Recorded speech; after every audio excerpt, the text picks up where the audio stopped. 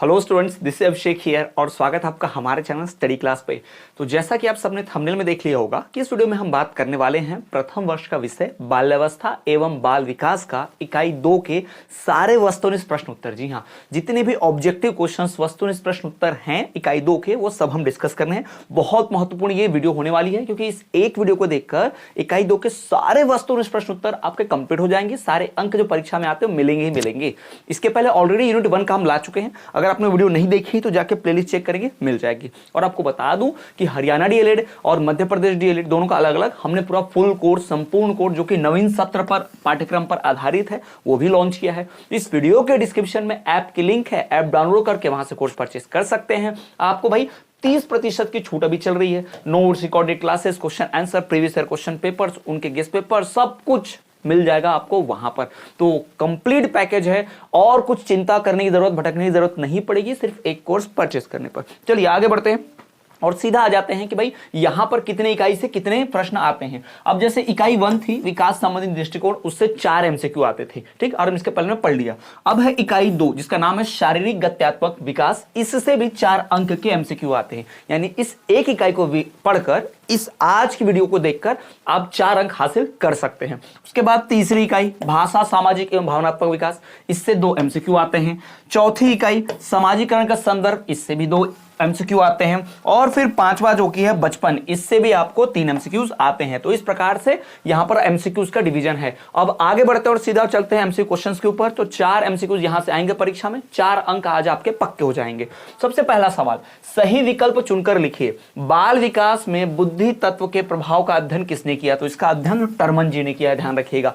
बाल विकास में बुद्धि तत्व का, यानी बुद्धि जो फैक्टर होती है, उसका अध्ययन टर्मन ने ही किया है। आगे बढ़े तो नेक्स्ट एमसीक्यूज की बात करें। अगला है भाई, अधिगम सिद्धांत के प्रवर्तक कौन थे? यहां जो आपको 4 दिख रहे हैं, इसमें से कौन व्यक्ति ऐसा था जिसने अधिगम के ऊपर, अधिगम यानी कि लर्निंग प्रिंसिपल, सीखने प्रिंसिपल के ऊपर काम किया? तो वो थे रॉबर्ट रिचर्डसन सीयर्स। जी हां, तो रॉबर्ट रिचर्डसन सीयर्स ने ही अधिगम सिद्धांत के प्रवर्तक रहे हैं। आगे बढ़े तो अगला एमसीक्यू, काम वृत्ति के अनुसार विकास का सिद्धांत किसने प्रतिपादित किया? तो फ्रायड ने। जी हां, काम वृत्ति के अनुसार जो विकास को अलग अलग टॉपिक्स के बेसिस पे लोगों ने डिफाइन किया, उसमें से टर्मन अलग थे, उसमें से रॉबर्ट्स अलग थे, इसमें से फ्रायड अलग है। इन्होंने काम वृत्ति के आधार पर क्या किया है? विकास का प्रतिपादन किया है। आगे बढ़े नेक्स्ट, बालक का विकास प्रारंभ कब होता है? बालक का विकास प्रारंभ कब होता है हम पहले भी पढ़ चुके हैं। तो बालक का विकास जो प्रारंभ होता है वो होता है भाई जन्म से पूर्व, ठीक। और अगर ऑप्शन में आपको दिया है गर्भावस्था से, तो आप लिखेंगे गर्भावस्था से,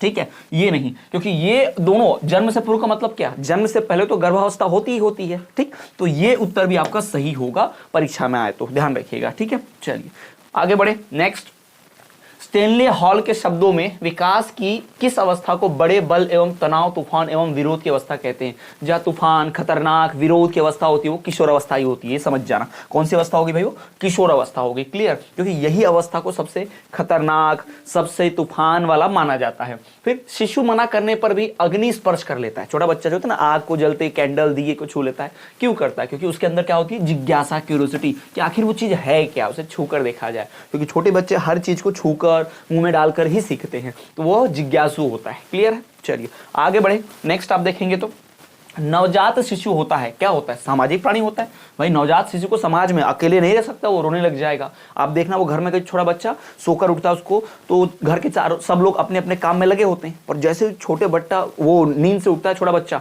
तो वो सीधा रोने लगता है, क्योंकि उसे उसके पास कोई ना कोई चाहिए। वो अकेले जीवित नहीं रहेगा, वो अकेले नहीं रह सकता, क्योंकि वो सामाजिक प्राणी है, वो समाज में रहना चाहता है, ठीक। आगे बढ़े नेक्स्ट, आप देखेंगे बाल्यावस्था में कौन से संवेग सर्वाधिक प्रभावशाली होते हैं? यानी कौन से संवेग यानी भावनाएं बाल्यावस्था में बहुत ज्यादा होती हैं? तो भाई बाल्यावस्था में सबसे ज्यादा जो संवेग होता है वो होता है दुख और सुख। जी हाँ, दुख और सुख सबसे ज्यादा होता है। छोटे बच्चे से आप कोई चीज छीन लो, एकदम रोना चालू कर देंगे, आंसू आ जाएंगे, और उसके बाद वो चीज वापस कर दो, तुरंत हंसने भी लग जाएंगे। यानी बच्चे के अंदर सुख दुख बड़ा ज्यादा रहता है, ये भावना सबसे ज्यादा रहती है बचपन में। सबसे पहले यही भावना ज्यादा आती है, फिर भय, क्रोध, प्रेम, ये सब भी धीरे धीरे आता है, लेकिन सबसे ज्यादा जो भावना प्रबल होती है, सबसे ज्यादा जो इमोशंस होते हैं, सुख दुख वाले होते हैं, क्लियर।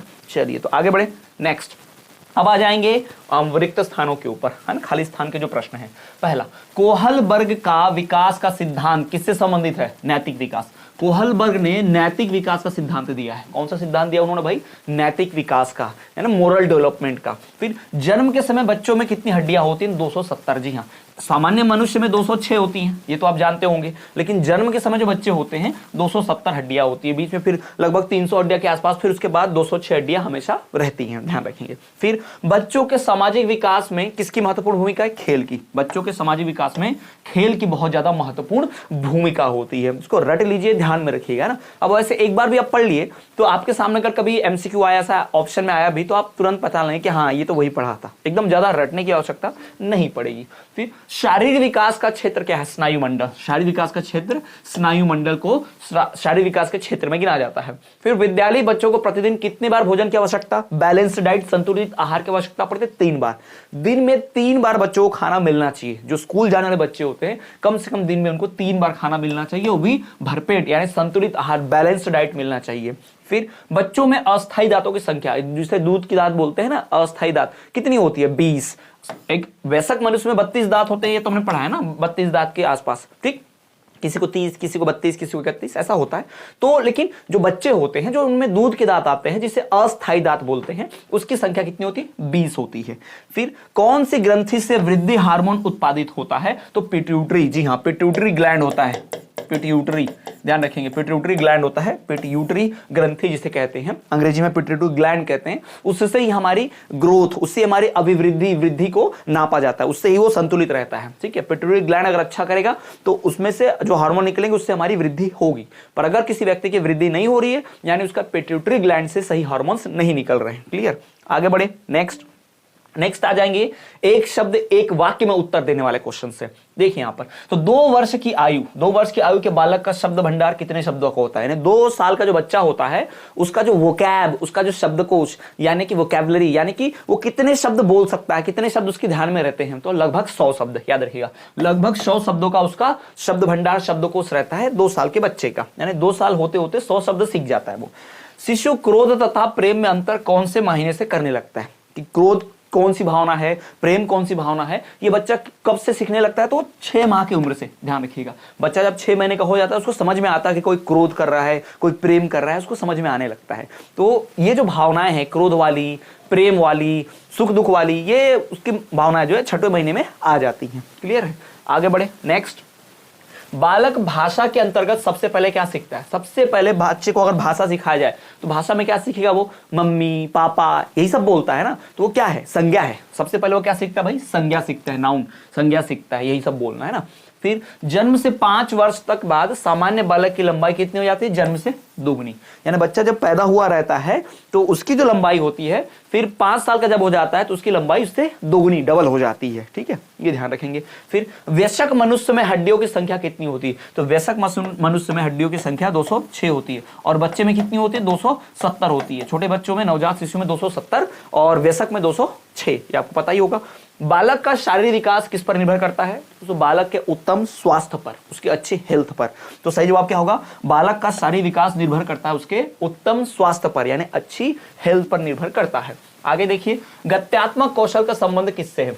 जो गत्यात्मक कौशल है उसका संबंध किससे है? गत्यात्मक कौशल का संबंध शारीरिक एवं मानसिक स्वास्थ्य से, ध्यान रखिएगा, ठीक है, शारीरिक एवं मानसिक विकास से, स्वास्थ्य से, यानी जिसका शरीर और मन का विकास अच्छा होगा उसी का गत्यात्मक कौशल अच्छा होगा। या फिर किसी का गत्यात्मक कौशल अच्छा है, इसका मतलब आप ये समझ सकते हो उसका शारीरिक और मानसिक विकास भी अच्छा होगा। क्लियर है?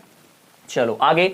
कितने वर्ष की अवस्था तक हृदय का विकास तीव्र गति से होता है? यानी कितने साल की एज तक जो हृदय है, जो हार्ट है, उसका जो कह सकते हो विकास है वो तेजी से होते रहता है? तो वो 6 वर्ष तक जो है हृदय का विकास होते रहता है। 6 वर्ष के बाद हृदय का विकास बहुत तेजी से होता है, फटाफट हृदय, हार्ट बनने लगता है, वो अच्छे से काम करता है। फिर उसके बाद धीरे धीरे उसकी ग्रोथ होती है, मजबूत होने लगता है, ठीक है, लेकिन विकास पूरा उसका लगभग मैक्सिमम 6 वर्ष की आयु तक हो जाता है। फिर बचपन अवस्था में क्रियात्मक विकास किस प्रकार होता है? बचपन अवस्था में जो क्रियात्मक यानी क्रिएटिव होती है, यानी हाथ पैर को काम करने की जो क्षमता का विकास होता है, वो सिर से पैर की ओर होता है, चाहे किसी में भी हो, ध्यान रखिएगा, सिर से पैर, ये सर से धड़ की ओर, यानी पहले इसका विकास, फिर इसका विकास, फिर इन चीजों का विकास, फिर ऐसे नहीं कि पहले पैर की उंगलियां बड़ी हो जाएंगी, हाथ की बाद में होंगी, नहीं, याद रखिएगा, सबसे पहले जो है बचपन अवस्था में क्रियात्मक विकास जो है वो सिर से पैर की ओर होता है, सर से धड़ की ओर, सर से पैर की, यानी ऊपर से ऐसे विकास होते जाते हैं, नीचे के अंगों का फिर विकास होता है, कुछ इस प्रकार से विकास होता है। ध्यान में रखिएगा, कौन सी अवस्था में? बचपन अवस्था में। क्लियर? तो स्टूडेंट्स ये थे यूनिट 2 इकाई 2 के सारे महत्वपूर्ण वस्तुनिष्ठ प्रश्न उत्तर। यहां से 4 वस्तुनिष्ठ आपको आएंगे, आपके 4 नंबर परीक्षा के कंफर्म है। अगर आपने पूरी इकाई अच्छे से देखी है तो इसको रिपीट कर कर देखें, चाहे तो आप नोट भी कर लें।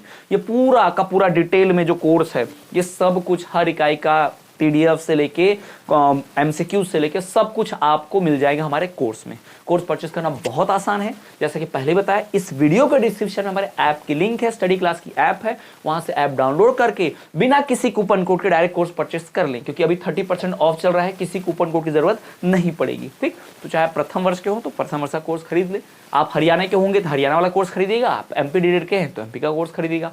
अन्य वीडियोस के लिए आप हमारी प्लेलिस्ट जरूर चेक करें। साथ ही साथ अगर वीडियो इन्फॉर्मेटिव अच्छी लगी हो, चैनल पर पहली बार आए हो तो सब्सक्राइब करके बेल नोटिफिकेशन ऑल पर रख देना, ताकि कोई भी परीक्षा से संबंधित न्यूज नोटिफिकेशन आपसे ना छूटे। तो चलिए स्टूडेंट्स, मिलेंगे आपसे अगले वीडियो में, तब तक के लिए देखते हैं हमारा चैनल स्टडी क्लास।